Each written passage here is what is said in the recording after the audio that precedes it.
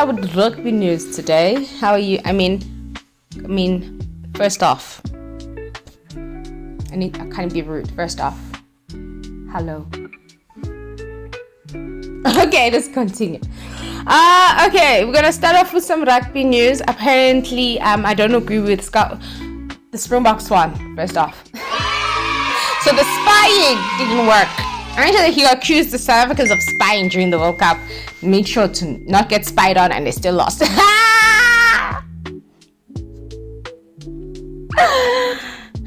Anyway, there was a red card in the match. That was an issue, but yeah, Scott Burger. Apparently, Rossi is like, yeah, that's a red card, and other people are like, is it really a red card? So it happened during the first half, close to halftime. Where Lloyd Diarra made a tackle on an opponent, the French opponent, and he charged with his elbow, which hit the face, the upper face. So yeah, that's it. At first, when I saw it, I thought it would be a yellow at the end, but it was a straight red due to the fact that he charged with his elbow. I mean, his thingy, his shoulder, and it hit the guy's face, and that his arm was behind and not like this, not forward. So part of it, there was some of the explanation. I like both of them on their knees on the floor, but apparently that's it. The rule states that yeah.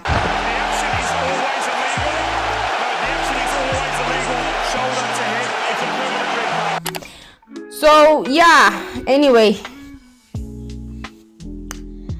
brother slams it. Yeah, it was okay. So it was a box half scrum who initially made the tackle on Ramos, and as the French fullback began to fall to the ground, Diarra clambered into him, making a shoulder-to-head contact with the player. So okay, I think we'll have a fourth permanent red card, meaning South Africa would play with the rest with 14 men. So they played with 14 men. So Lodiara was sent off, and it was just a rugby incident. Look, his knee is touching the ground, the straight.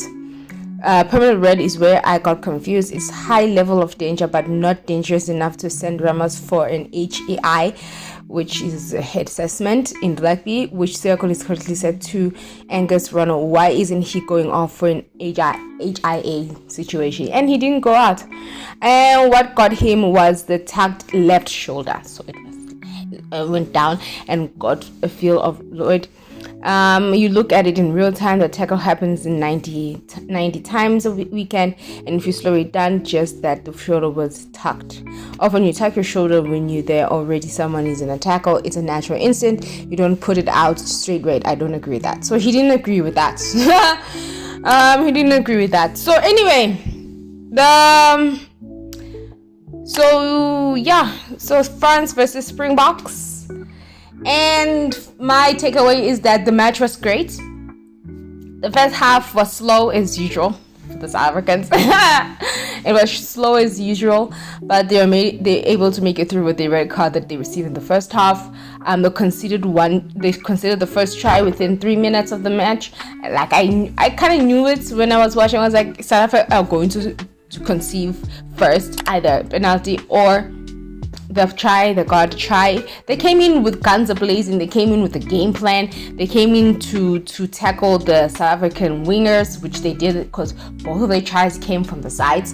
So definitely they were targeting the other end, the sides of the Springboks, because usually they are weak when it comes to that. A lot of tries that they've conceded throughout this year have been towards the sides. So yeah, they considered that the South African points from the first half were just strictly penalties for the lack of discipline that France possessed in the first half. Yes, granted, he missed 2. That's fine. He missed 2 of those. Yeah. And then that was basically the first half. They kind of they slowed down the momentum of the French team. They were making a lot of mistakes. They were very ill-disciplined. Even the referee at one point was like, okay, too many penalties. We need to keep this ball rolling. Like, you need to chill with the penalties. So yeah, at halftime it was 14-13. A lot of people were like, oh my gosh, I am so angry. I'm so nervous. Why were you nervous? And then in the second half, Siakolisi, playing his hand of chess, thank you, was substituted after the first half. I was like, why? And then turns out that he was replaced to add on an extra, what was it? Add on an extra, I forgot who replaced him. I forgot who replaced him. But yeah, he sat on a bench, but he was very influential. Come on, let's go. They're tired. Let's go. He was like so animated. Yeah. He was like coaching. Like, yeah, let's go. They really wanted to win that match, and they definitely did. So yeah, he was substituted in the first half. He was sitting there, and then yeah, all those things. They were more disciplined in the second half. They were very patient and disciplined. Unlike, what's his name, the man of the match, Ngomezulu. I personally don't think he was man of the match, but anyway, because he was the most visible player, I'm assuming that's why he ended up being man of the match. I don't know, but I don't think he was man of the match. But yeah, he was man of the match. He was a little bit in like it's like the ball was very itchy in his hand, the way every time you want to drop, you want to kick, and it didn't work. Majority of the time, it didn't work in the first half. So when he came back in the second half, they minimized that kicking. He minimized that kicking. I was like, oh, thank goodness, because damn it, man, the constant kicking, keep the ball, go into phases, try to tackle they forward, try to tackle, like, get some scrums in there, try to get some scrums, like, do something, not the constant kicking. Every time you have a ball, kick, I'd relax. And he relaxed. I was like, oh, thank goodness. And then Mani came in, flowed, 2-3 tries in the second half. All is good, and they've won. So yeah, me personally, with Ngomezulu, he did some mistakes, especially in the first half. He's a little too. It's like he wants to perform all the time, like he wants to play. And some people were like, he's a selfish player. But like, he chill sometimes. Chill. Yeah, so this is them talking about the reasoning. Marx, who came in the second half? I forgot. When they were playing 40 men. Oh yeah, and then France got a yellow card as well, which reduced 14-14. It's a deliberate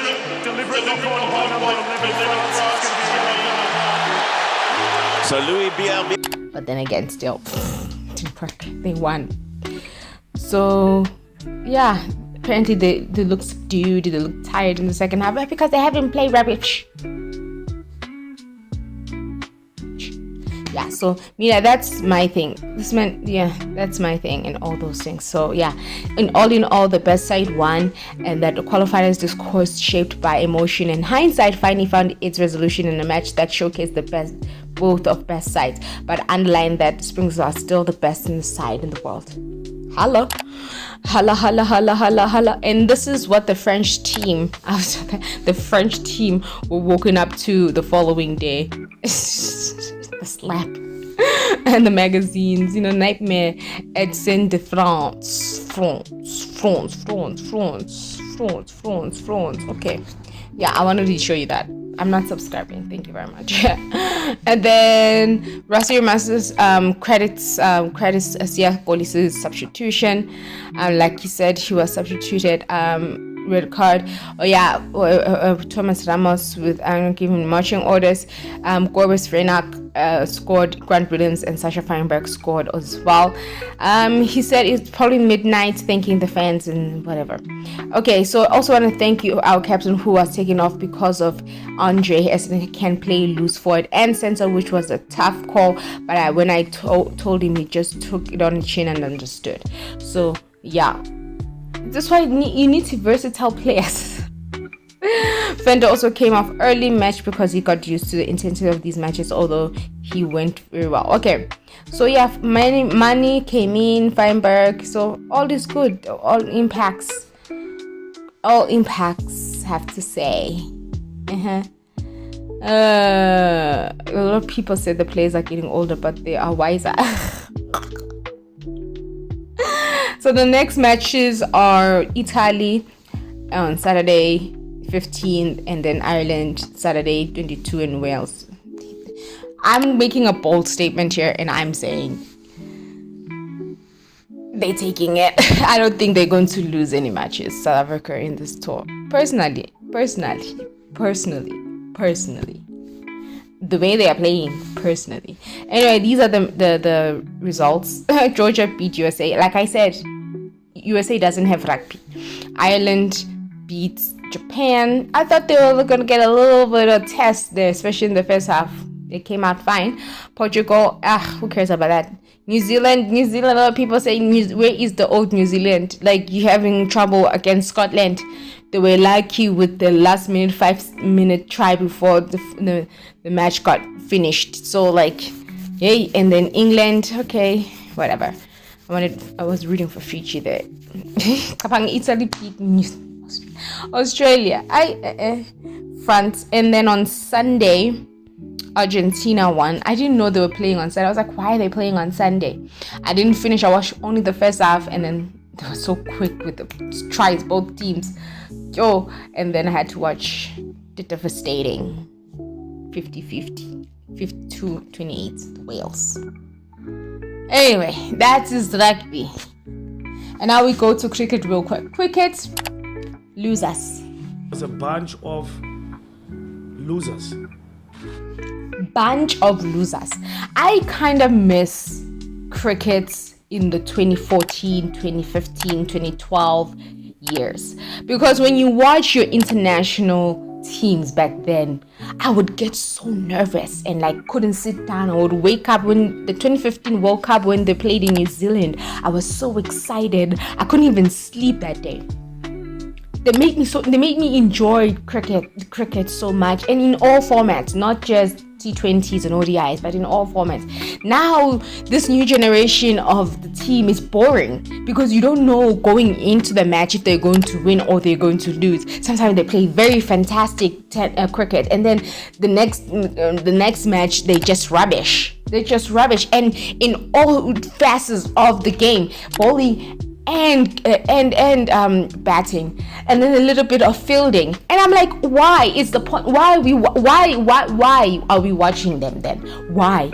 You have Kagiso Rabada, who's now, I feel like he's been reduced to a test player only now, because when he wins and plays tests, he doesn't play T20s, he doesn't play ODIs, but he has to be there when they're playing World Cups. And I'm like, what's the type of thinking is going on there? And at the same time, where are the black batters? We only get black bowlers. Lingisani Ngidi is, for me personally, why? He's mediocre. Like, honestly, like, he's mediocre.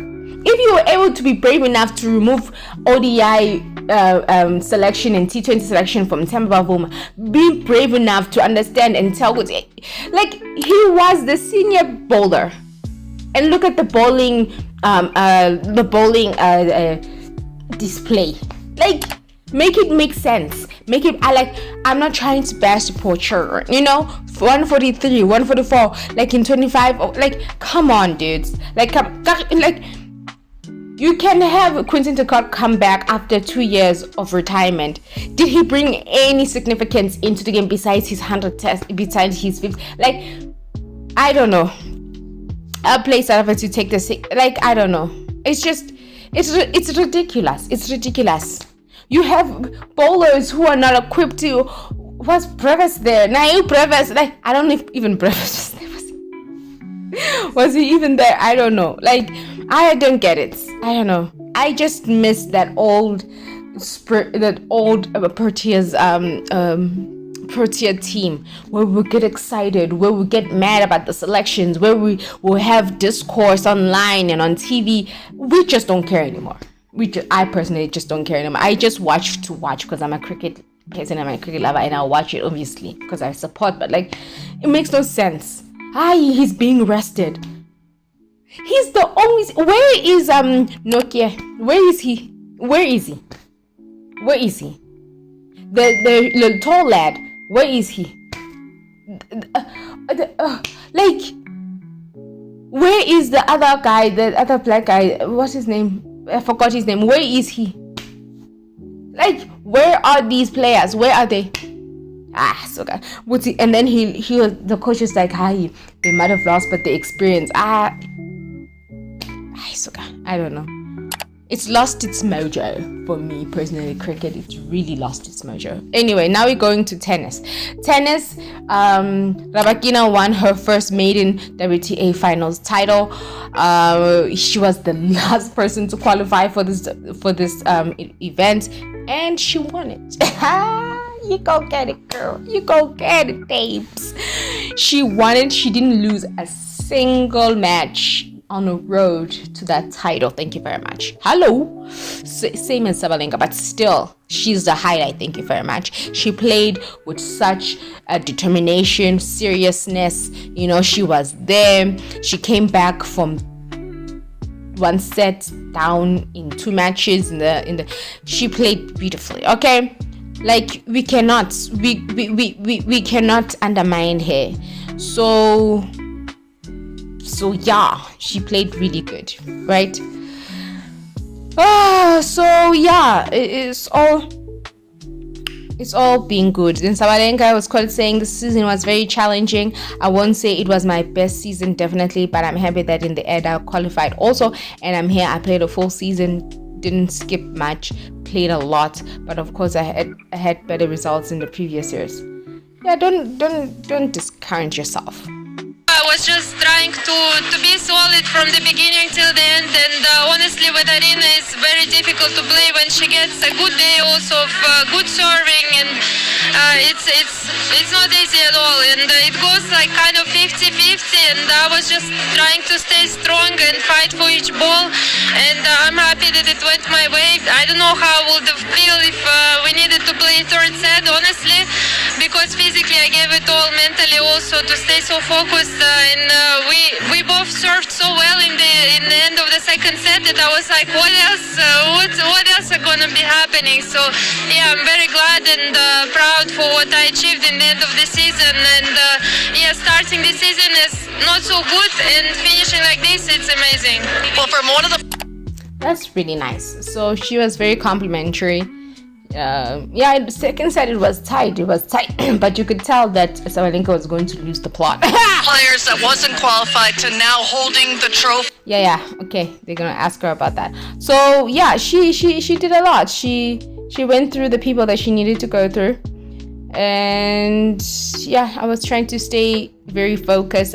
I think even in the tiebreak, only when I heard the game set match, I realized that the match is finished, because I had also experienced being up in the tiebreak and losing it. So honestly, I was just focusing really. Yeah, she beat us 6-1. Yeah, 7-2 or 7. Yeah, so good for her. Yeah, so we are proud of you guys.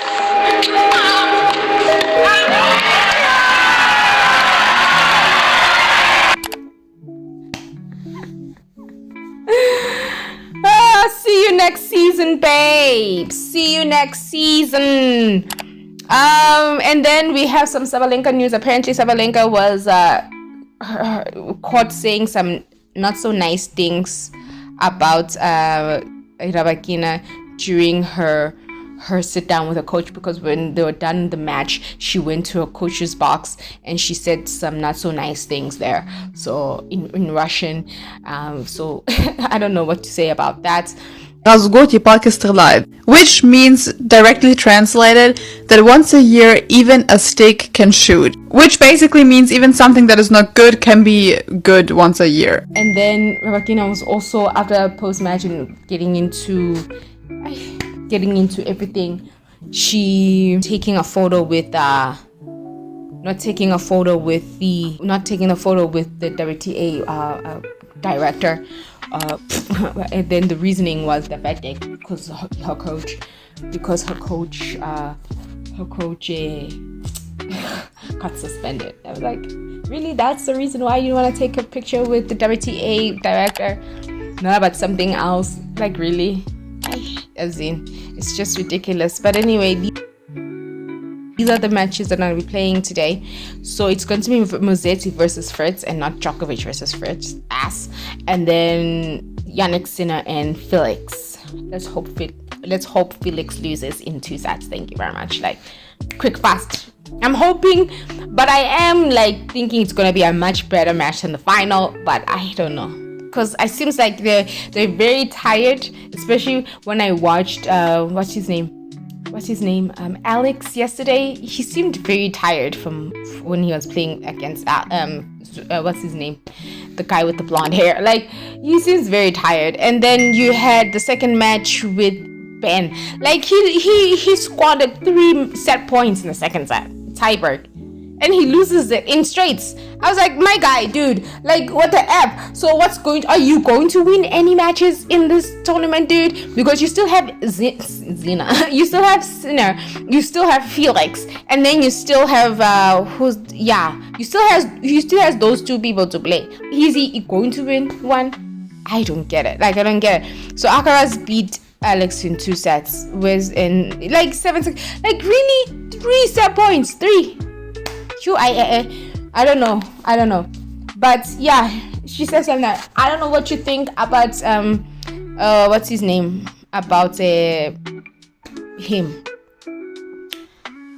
about that. So I don't know. And then Djokovic retired during my last minute. He's getting a little bit of flack about that. Like, how can you retire the last minute after winning this tournament and then you say, no, I'm not going to the WTA finals? And then Musetti had to fly from Greece to Athens to Italy and couldn't play yesterday because he was technically supposed to play yesterday. So now he didn't play. Now he's playing today. So that's why Zverev and Ben played yesterday, because they had to change the schedule. So Musetti is defending Djokovic and say, I think Novak was completely in the rules of the ATP of the tournament itself. I think it's just ridiculous. It's just, if you knew for a very long time that he was not going to play, so why, like, he apparently had a shoulder muscle soreness after the thingy, like lingering shoulder. Then why? Musetti could have taken a week off. And now he's being all nice here. This is the Q&A. Your thoughts on getting in? Also, do you think Novak should have made a decision a lot earlier than he did about electing to play or not? What was your immediate reaction when you found out? Well, I think Novak, he was completely in the rules of the ATP of the tournament itself. Of course, I think the strange situation was that he was playing literally the week before the Masters. That could have been a little bit strange for a player who was already qualified, but that's the only thing. Of course, when he told me at the net after the match that he was not coming, honestly, we had a laugh about it. I was curious all week. I was curious if he was coming or not. Of course, I'm trying to focus on myself. I think I made a good work at that. You're very nice. I mean, I was like, back off, dude. Like, seriously, I'm here because I wanted to qualify. I didn't want to play 250 just to play 250. I wanted to qualify. That's why I played this tournament. Usile. I mean, I personally usile. And then when Alcaraz was asked, how do you feel about Djokovic not playing? It was like, honestly, if I'm being honest, I'd rather play Musetti than Djokovic. That's what he said. To be honest, I prefer to play Lorenzo. I'm not going to lie. Oh my gosh, he knew that he was gonna have a tough opponent in Djokovic. Not really. Honestly, not really. But yeah, he came. And then also Casper Ruud is there just for in case someone retires and he has to come in. So yeah, I'll sit back in the Maldives. In the Maldives, girl, and with my tequila and try to analyze my emotions. Bitch, get out of here. Yeah, she has to win every final that she plays. Some girl on Facebook was like, girl, you sit down. You don't have to win everything, girl. Like, lady, sit down, lady. Not everything you have to win it. So yeah, she's going to the Maldives. Go to the Maldives, girl. Every time she's just a fucking sore loser. I can't with her. Like, honestly, I can't. It's just irritating. You know, she has to win every final. She's not a gracious. You know, when she was like, Djokovic gave me some advice. Go ask Djokovic how to handle a loss in the final and how gracious she should be, telling people with their sticks. Oh my goodness. It was not my best match. Girl, you played fine. You played your normal game. She was just better on the day. That's it. Which I guess by doing this mistake over and over again, next time and show up in the bigger matches, I'm in a better control. Yeah, you said that during the Coco match. You said that during the Coco match. Where's that one where she was like, I made mistakes? I don't know. I'll try to get it. usile nje. Rubbish. Anyway, yeah, so those are the tennis news. Not much happened. Alcaraz won his first match. I didn't realize that Alcaraz has not made to the semi or finals of an ATP. So Yannick, I don't think Yannick Sinner is quite that serious about world number one ending the year number one. Maybe I'm wrong, but like he has to. There are so many technicalities. Yannick has to make the final. Yannick has to win the tournament, and then Alcaraz has to win. He has to lose one match in the group stages for him. That's next year's goal.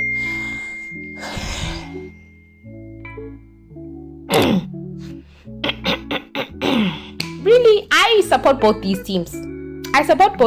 Guys. Okay. But I was less subdued when I saw how non-competitive it was. I give it to Man City and the defensiveness. They were able to push back Liverpool. They didn't have the ball, didn't have time to ball in the nets. They made a lot of corners. It was offside, the goal. It was offside. He had no interference whatsoever, but he was offside. And then Mo Salah tried his best towards the end of the second half, but nothing happened. There was no supplies. They couldn't get into the net to even try to make some things. So yeah, it's Ilan Gonzalez Doku. Hey, Doku. He's a lot of up and down. So I was sad for Liverpool, slightly happy for Man City, but sad for Liverpool because it's a continuation of being losers right now. Okay, literally. It's a bunch of losers. Continuation of being losers. Like, honestly, truly, I don't know what's going on here. Like, hey, yeah. So that is what it is right now because I don't get it. Like, I watched that match. I got irritated when they scored the third one and I just left. It's like, I'm done watching this stupid ass match.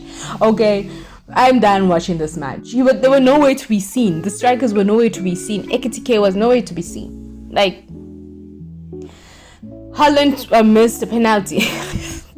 But he ended up scoring in 29 minutes. So he made up for that, I guess. Anyway. Yo, Liverpool. Anyway, thank you so much for watching. This is the end of the broadcast of the show. Okay, do better, Sabalenka.